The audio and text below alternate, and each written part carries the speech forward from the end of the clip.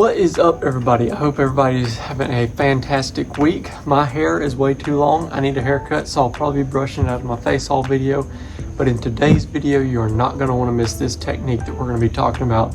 This is going to be all about swim baits and swim bait fishing. Whether you're a beginner or a seasoned angler, swim baits can definitely be a big game changer for you. Swim baits are lifelike lures designed to imitate and mimic bait fish in your certain lake that you are on. So, sometimes in Tennessee, the bait fish that you're trying to imitate are going to be different than somewhere in Florida or even up north.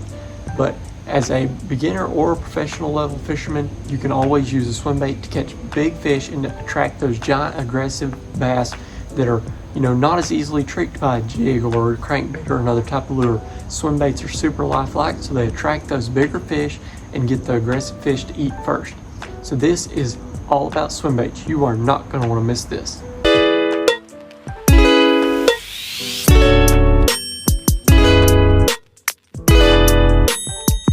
Swim baits come in all different various sizes and colors. As you see here, I've got tons of different ones laid out on the bait.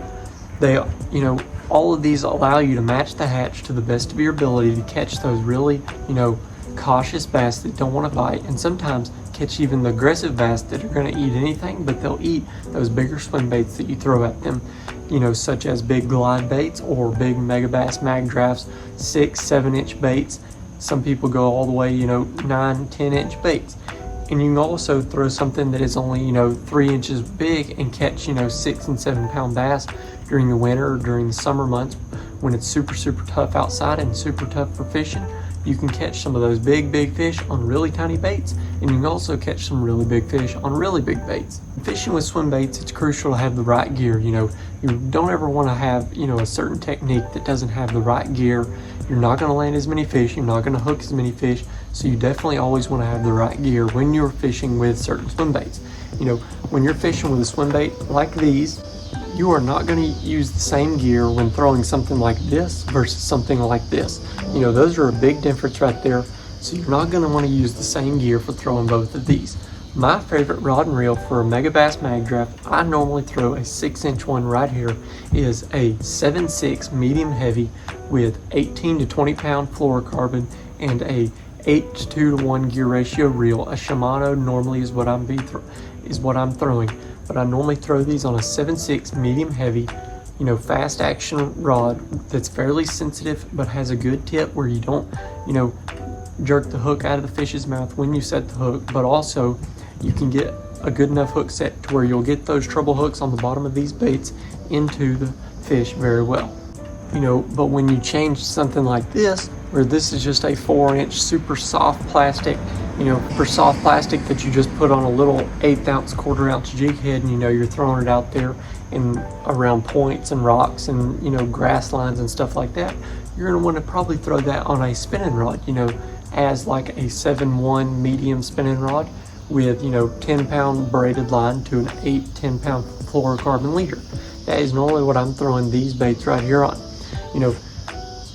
Sometimes you can get away with throwing these on a bait caster, but most of the time you're going to want to throw them on a spinning rod. Like I was saying, this Megabass mag draft right here, when I'm throwing it on a 7.6 medium heavy, I throw this normally shallow wooded areas, laydowns and stuff like that.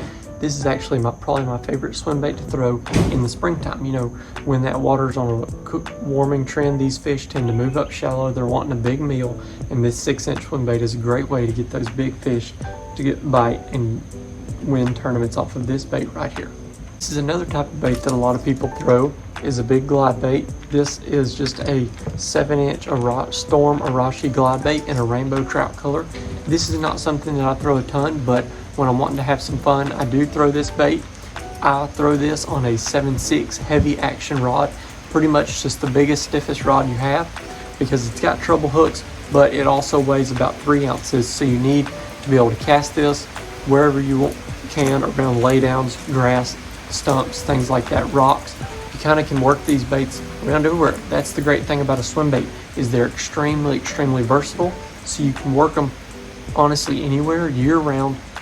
12 months out of the year, they catch fish. I almost always have some sort of swim bait tied on, whether it's something like this, a little tiny swim bait, a Megabass mag draft, or some type of just shallow swimming bait, or if it's a big glide bait. Swim baits come in all different shapes and sizes, but that's the main gear I use for the 3 swim baits that I fish most, are the ones that I showed here. To maximize your chances of success when fishing a swim bait, whether it be any of these 3 types of swim baits that we're talking about, water temperature is a big player in swim bait fishing. A lot of times, when it's warmer, those fish are chasing shad, they're chasing bait. The shad are out, in the water column. In the summer, they're chasing them. The bass are just chasing, they're nomadic, they're moving around. I've seen on my live scope, fish are a lot of times just chasing bait out in the middle of nowhere. They're not set up on anything. They're not on rocks, they're not on trees, they're not on anything. The shad are out in the middle of the water, so the bass are out in the middle of the water. That's the whole thing with fishing a swim bait, is really find where the bait fish are and use a swim bait effectively around those areas. Sometimes a swim bait is great when there isn't any bait in the water, but most of the time when you're catching on a swim bait, there is either a shad spawn, there's shad out in the water, there's shad on the points, there's some type of bait fish that you are mimicking around where you're fishing. With the water being a lot warmer, during the summer and early spring months, when the water's warming up during the spring, post-spawn, and then into the summertime, bass are a lot more aggressive, so they will chase these baits a lot more, rather than in the winter. The winter time, you might have to go a little bit deeper. As in the summertime, when the fish they are moving up shallower, so you can throw something like this in 1 to 2 to 3 foot of water around those laydowns, and the fish will come out from the laydowns and eat these lures. You'll have a laydown here, the fish will swim out from it, you'll run this by it, and the fish will swim out and eat it. I've seen it too many times. I can see we have super clear water. You'll see fish, swim 3 and 4 feet for a bait like this rather than they will like this. Just a little 4-inch swim bait, they won't swim as far as they do with something like this. In the super hot months and the super cold months during the summer and winter, you can throw smaller baits like this, tend to work the best, on drop-offs, laydowns, and things like that, offshore brush piles, rolling these types of swim baits over the tops of, laydowns or brush piles or rocks or points or things like that, grass, or some other good areas that you can catch, offshore summertime bass. When it gets really tough, they're not biting crankbaits, you can always go to a swim bait and catch them on that. Okay, the third thing that we're going to talk about when it comes to retrieving baits, I've seen this a lot just using the live scope. It's something I never knew about bass, but don't be afraid to change up your retrieve until you start getting bites. When fishing things like this, all these swim baits, when you're talking about retrieve, use it in the same way. There's not much variation in these types of, baits, the way you retrieve them. But I'm just going to talk about this one for an example. When you're fishing a swim bait, I've seen it on live scope, you'll throw this by the bass, they'll swim, and the bass will just swim behind it. They'll be chasing it, but they won't ever commit and eat the lure. So you can sometimes just let it like die off and sink down and then jerk it back up. And sometimes that will trigger the simplest reaction for those bass to get them to bite. I've seen bass follow lures, follow swim baits for 10, 15, 20 feet all the way to the boat, and then change up your retrieve just a little bit, let it die, and then jerk it or pause it, or any little, different type cadence. And it really helps those fish commit to the lure and eat it. And that's when you'll get those big bites off those big offshore fish. A lot of times, when you're casting around, shallow cover and things, I don't mix it up as much, but I do mix it up a little bit. Sometimes I'll be swimming and then I'll let it die, and then I'll just, work it up and down, 6 inches or so. When I'm working this one offshore, I'll be working it, 1 or 2 foot. I'll let it sink a couple of foot and then jerk it back up. That is something you just need to play around with it. Definitely test it out. If you have live scope, look at the fish, see what they're doing. Don't be afraid to, pause it and then jerk it back up and then pause it some more and then reel really fast or slow it down really slow.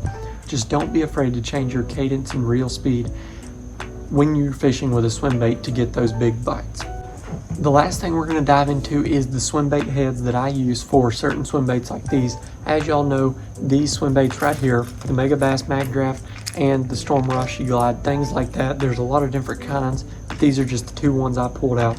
These, you just tie them on and you throw them out there and you use them. But baits like these and some of my favorite baits like these, if y'all see those, These are the Kitech Fat Swing Impact baits, or Strike King has a relatively same swim bait type thing. I use certain swim baits like these, swim bait heads like these right here.